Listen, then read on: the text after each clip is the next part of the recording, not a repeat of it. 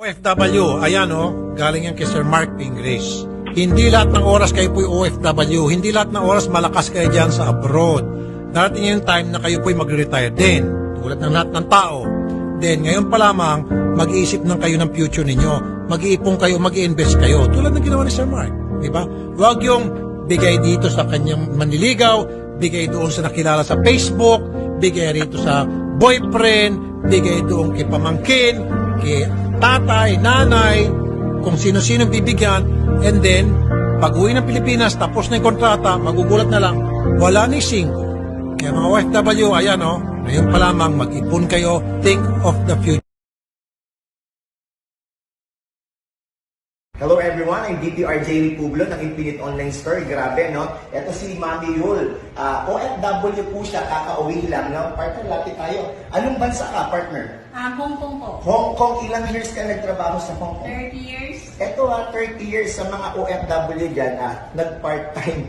Isipin mo, 100, I think, nandito, no? 100,000 plus to eh. Yan, sa mga distributors dyan. And non-distributors, naghahanap ng extra income, OFW ka man o hindi, pwede ka dito. Nasa 116,850 partner, no? Sa 30 years mong pagtatrabaho, meron ka na bang naranasan na ganito pag-uwi sa Pilipinas? Ay, wala pa po. Wala! So, mamaya ka na mag-iimbita. Ito na.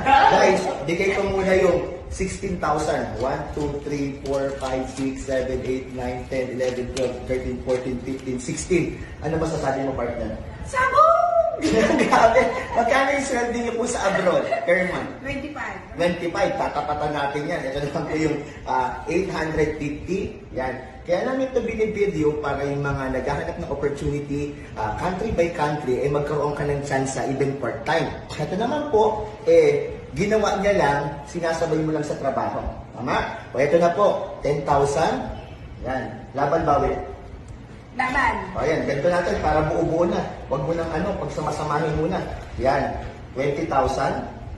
Laban. 30. Laban. 40. Laban. 50.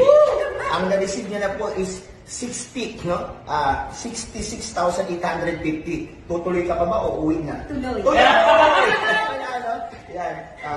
60, yan. 70, 80, 90, 100. A total of 116,850 isang OFW galing po ng Hong Kong. Ginawa yung opportunity. Ngayon po kumikita na.